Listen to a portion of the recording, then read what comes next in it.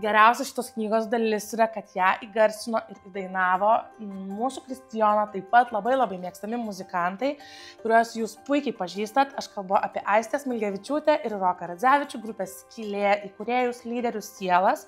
Ir kaip yra nuostabu, kad tu gali toj pačioj lovoje apsikrovęs knygomis vakare tas lopšines kartu dainuoti ir taip pat apžiūrinėti nuostabaus grožio iliustracijas ir kalbėti apie tai, kad bitės pas senelį medų neša ir kokiu siurbtuku jos tą medų susiurbia ir kad reikia, žodžiu, savo kambarį susirinkti šaislus prieš miegą ir kad meška yra visai nebaisus ir pavojingas gyvūnas, o tiesiog juokingas miško gyventojas, kuris ūčia, kažkur pučia.